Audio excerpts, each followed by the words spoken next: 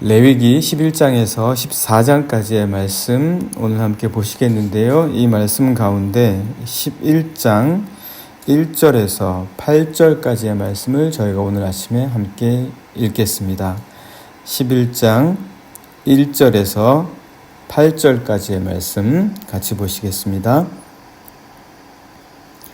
여호와께서 모세와 아론에게 말씀하여 이르시되 이스라엘 자손에게 말하여 이르라. 육지의 모든 짐승 중 너희가 먹을 만한 생물은 이러하니 모든 짐승 중 굽이 갈라져 쪽발이 되고 새김질하는 것은 너희가 먹되 새김질하는 것이나 굽이 갈라진 짐승 중에도 너희가 먹지 못할 것은 이러하니 낙타는 새김질은 하되 굽이 갈라지지 아니하였으므로 너희에게 부정하고 사반도 새김질은 하되 굽이 갈라지지 아니하였으므로 너희에게 부정하고 토끼도 새김질은 하되 굽이 갈라지지 아니하였으므로 너희에게 부정하고 돼지는 굽이 갈라져 쪽발이로되 새김질을 못함으로 너희에게 부정하니 너희는 이러한 고기를 먹지 말고 그 주검도 만지지 말라. 이것들은 너희에게 부정하니라.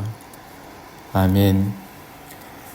네, 오늘 저희가 함께 보시는 레위기 11장에서 14장까지 말씀은 어떤 것이 부정하고 어떤 것이 정결하냐, 그래서 먹을 수 있는 것은 무엇이고 먹지 못하는 것은 무엇이냐, 너희가 그 죽음에 가까이 하지 말아야 될 것들, 이런 것들과 함께 또 여인이 해산을 했을 때에 어떻게 정결해질 수 있느냐, 어떻게 그 회복의 과정을 거쳐야 하느냐, 또 나병에 대해서도 이야기해 줍니다.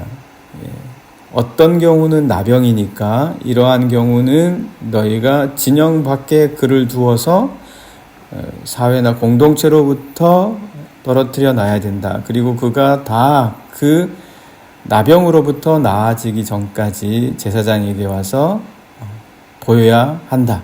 이런 여러 가지 이야기들이 나온 것이 11장에서부터 14장까지의 이야기입니다. 자, 이 모든 것들이 율법으로 정해진 이유는 무엇이겠습니까?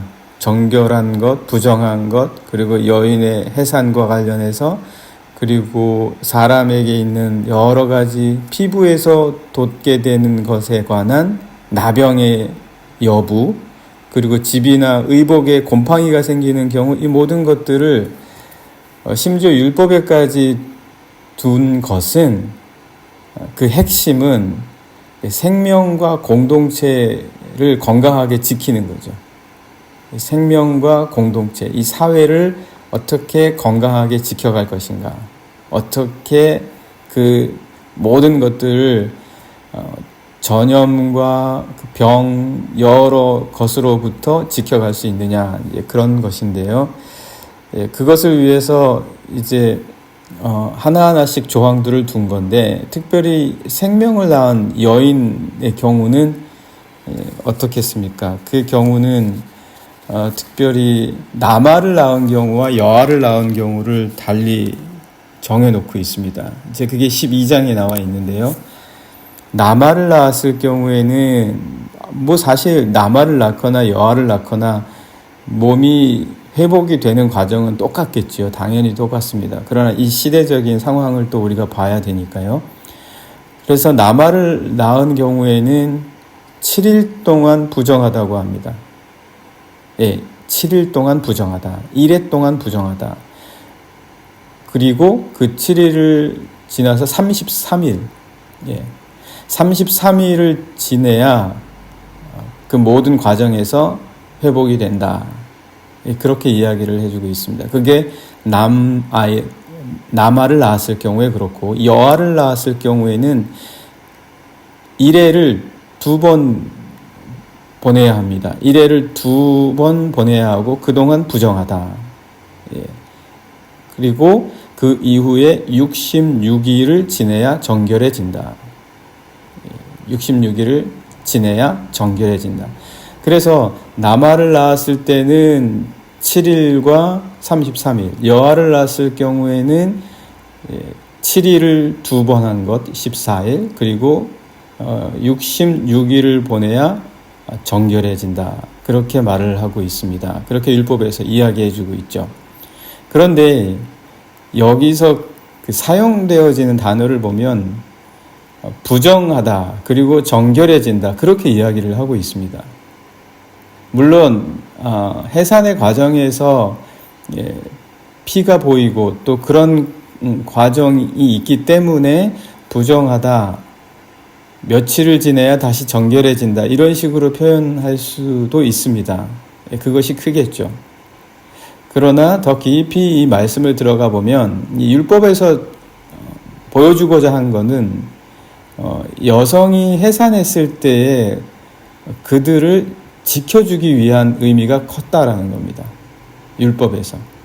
안 그러면 이 당시에 이 여인이 해산하자마자 또 일해야 되는 거예요. 또 일하고 가정 돌보고 또 그 가부장적인 사회와 그 공동체 안에서 또 주어진 일을 하기 위해서 해산과 동시에 온갖 일을 다 하고 뭐 그런 시간들을 또 보내야 된다는 거죠. 해산으로만 해도 힘든데 그 해산과 동시에 그 육체와 영혼이 돌봄을 받고 지켜져야 되는데 그것도 감당하기 전에 또 일을 하고 여러 가지 노동의 현장으로 갈 수도 있다.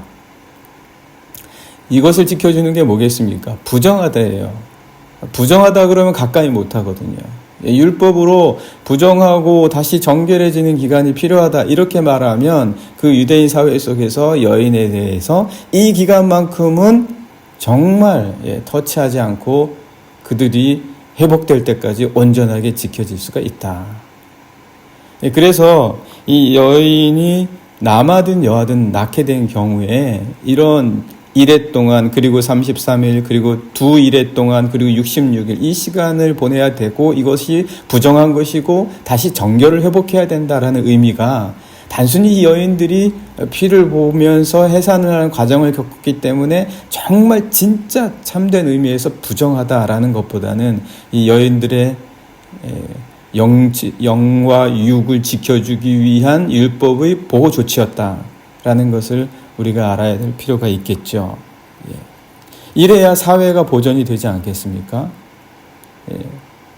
오늘날에도 뭐 여러 가지 문제가 있지 않습니까? 새로운 생명을 낳는 것이 출산율이 저하가 된다. 사회적으로 이 출산율을 지키기 위한 여러 가지 보완 장치와 도움과 혜택과 이런 것들이 필요하지 어디 그대로 생명이 낳겠습니까? 이러한 것들이 필요하다. 네, 또 하나는 공동체에서 또 이 공동체가 유지되고 지켜지기 위해서 중요한 것은 출산이 중요했고요. 또 하나 중요한 건 뭐냐면 전염병의 확산을 막는 겁니다. 그거는 공동체가 지켜야 되는 거예요. 어떤 한 개인이 할 수 있는 게 아닙니다. 한 개인이 할 수 있는 것이 아니기 때문에 이것은 공적인 일이다라고 생각을 했기 때문에 이 특별히 나병과 같은 것을 반드시 진단을 해야 하는데 나병은 무섭지 않습니까? 굉장히 무섭잖아요. 나병이 한번 걸리면 또 오늘날에도 그렇지만 과거는 얼마나 더 심했겠어요. 나병은 그래서 사회가 공동체가 공적인 책임을 갖고 있는 것이어야 된다라는 거예요. 그래서 이 나병은 혼자 자기 스스로 진단하고 치료하는 게 아닙니다. 반드시 제사장에게 가서 진단을 받고 판결을 받아야 되는 겁니다. 왜냐하면 이건 공적인 것이다.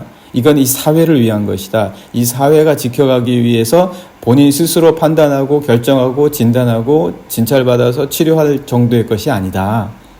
이거는 사회가 함께 지켜나가야 되는 것이다. 라는 그런 이해가 이 율법 안에 들어가 있는 거죠. 그래서 나병에 걸린 것으로 의심이 되거나 그 증상들이 있습니다. 그 환부에 털이 휘어졌거나 그리고 그 환부가 하얗게 변했거나 아니면 그곳의 피부가 다른 부분보다 움푹 파였거나 이런 증상, 그들이 당시에 나병이라고 의심되는 이런 증상이 보여지게 되면 반드시 제사장에게로 가서 판단을 받아야 됐다. 이것은 공적인 책임이 주어진 그런 질병이다 라는 거죠. 그래서 이것 역시 7일 동안의 그 판결 과정을 거쳐야 했습니다. 만약 그것이 나병으로 의심이 되면 7일 동안 가두어 두었다가 7일 후에 다시 한번 판단을 받고 그때 병이 번지지 않았냐 아니면 더 피부와 환부의 그 증상들이 더 넓어졌냐 더 확대되었냐를 보고 다시 한번 또 1회 동안 더 볼 수 있도록 가두어 둔다. 이런 여러 조항들이 있었습니다. 매우 신중한 거죠. 매우 신중하게 이 나병이냐 아니냐를, 왜냐하면 그렇지 않으면 엉뚱한 사람을 나병으로 가두어 둘 수도 있잖아요.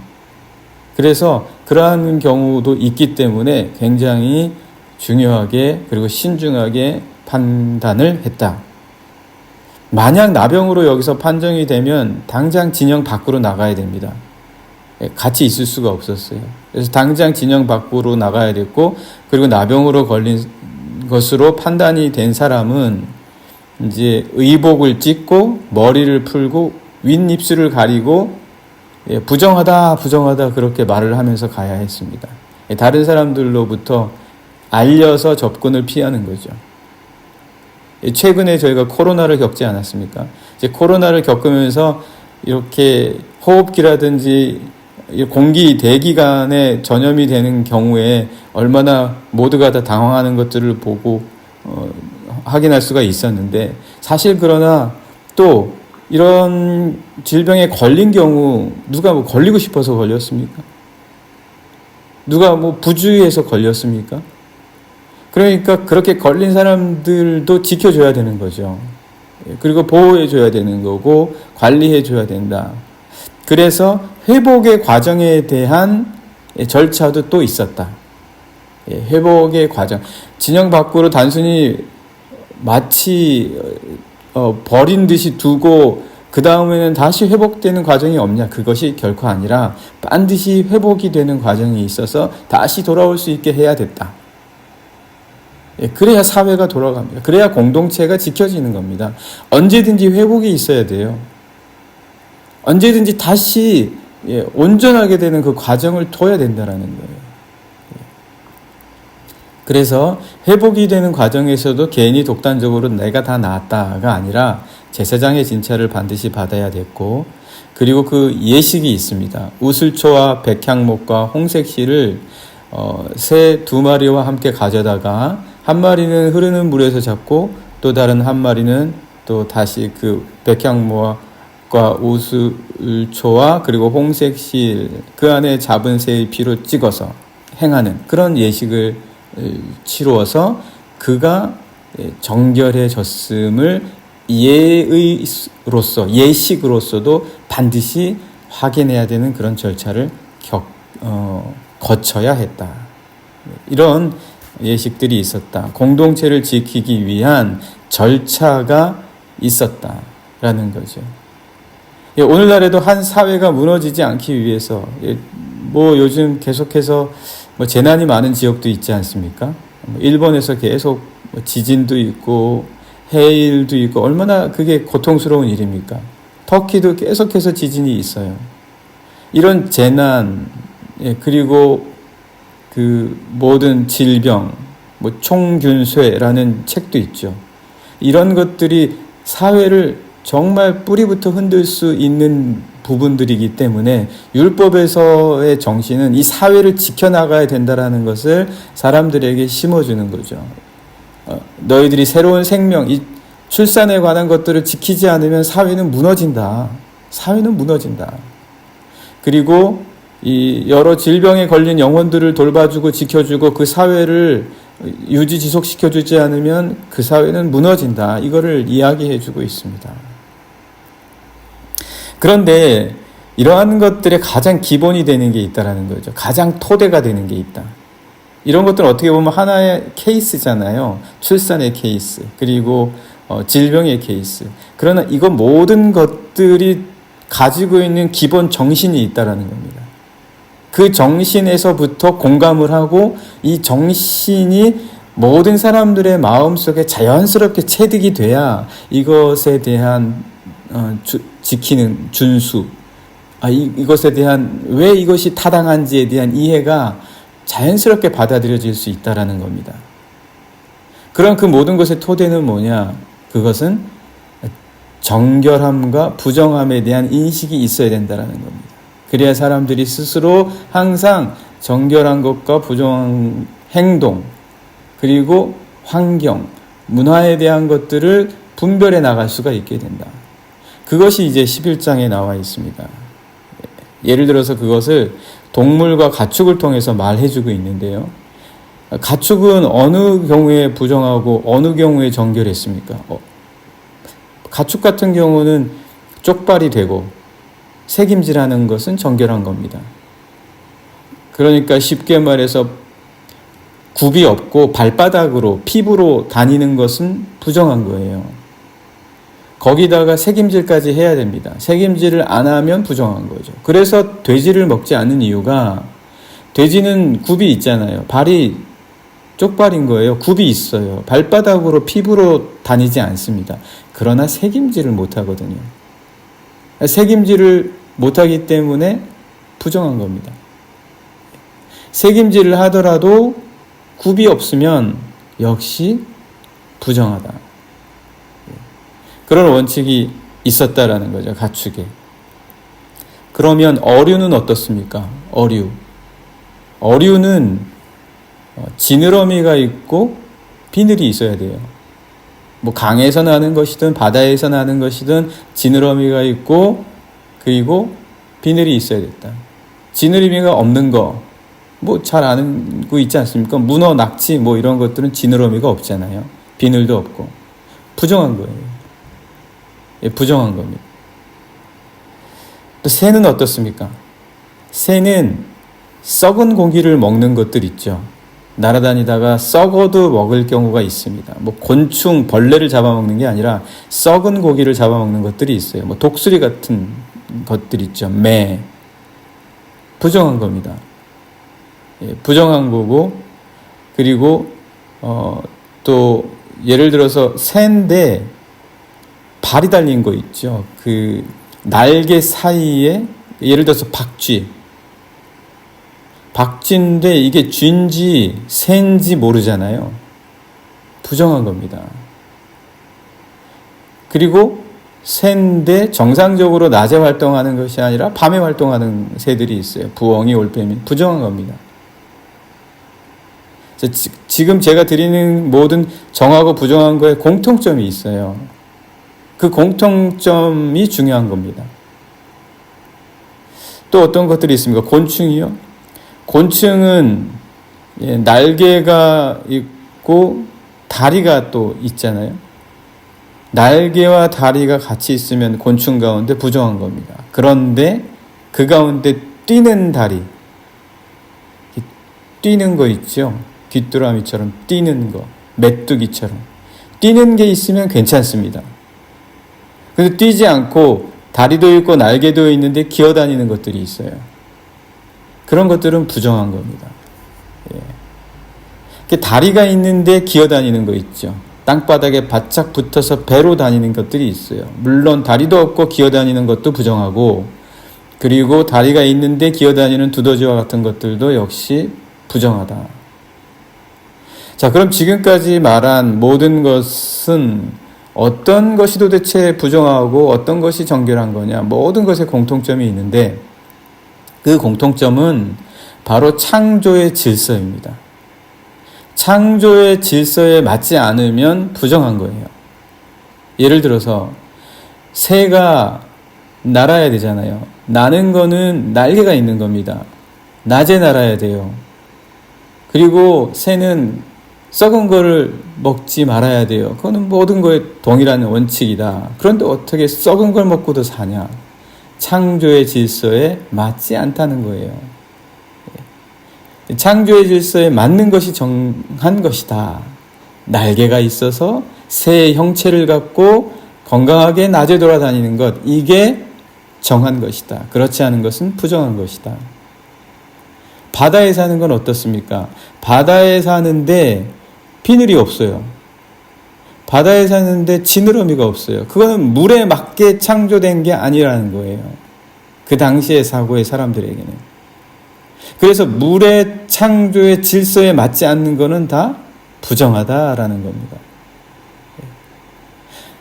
땅에 사는 것들이 짐승 가운데 굽이 왜 없냐? 굽이 있고 색임질을 해서 있어야 가축이고 짐승이지, 그게 어떻게 사람이냐? 짐승의 질서에 맞게, 창조의 질서에 맞게 있어야지, 그렇지 않은 것들은 다 부정하다라는 것입니다. 그래서 결국 부정하냐 정결하냐를 구분했던 모든 원칙들은 그들이 나름대로 창세기의 말씀으로부터 본 창조의 질서에 근거하고 있다.